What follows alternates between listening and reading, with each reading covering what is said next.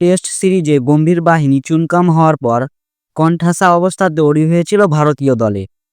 সেখান থেকে রোকোকে ঘিরে স্বপ্ন দেখা শুরু। দুই মহারথীর ম্যাজিকে দক্ষিণ আফ্রিকাকে হারিয়ে ওয়ানডে সিরিজ জিতে নিয়েছে টিম ইন্ডিয়া।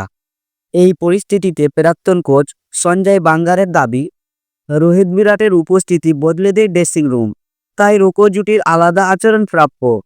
রাঁচিতে ১৩৫, রায়পুরে ১০২, বিশাখাপত্তনমে অপরাজিত ৬৫ রানের সৌজন্যে প্রোটিয়াদের বিপক্ষে ৩ ওয়ানডেতে তার রান ৩০২ রান। অন্যদিকে রোহিতের নামের পাশে ৩টি ওয়ানডেতে ১৪৬ রান।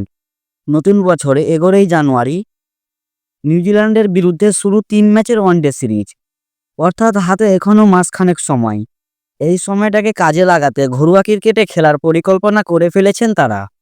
সম্প্রচারকারী চ্যানেলকে বাঙ্গার বলেন, আমি মনে করি না বিরাট রোহিতদের জায়গা নিয়ে কোনো প্রশ্ন তোলা উচিত ছিল। এত বছর ধরে ওরা কি করেছে সেটা অন্তত দেখা উচিত ছিল। ২টি ফরম্যাট থেকে অবসর নিয়েছে ওরা, এখন কেবল ওয়ানডে খেলবে।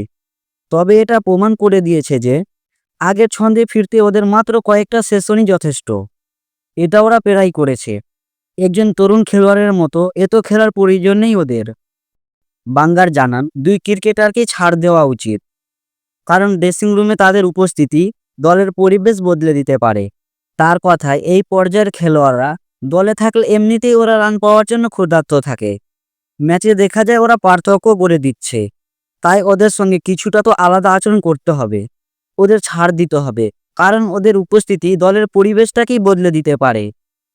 উল্লেখ্য, চলতি বছরে ১৩ ইনিংসে মোট ৬৫১ রান করেছেন, যা একই ক্যালেন্ডার বছরে একাধিক রানের নজির।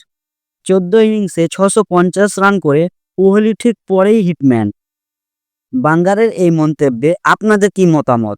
তাদের কি ছাড় দেওয়া উচিত? অবশ্যই কমেন্ট করে জানাবেন।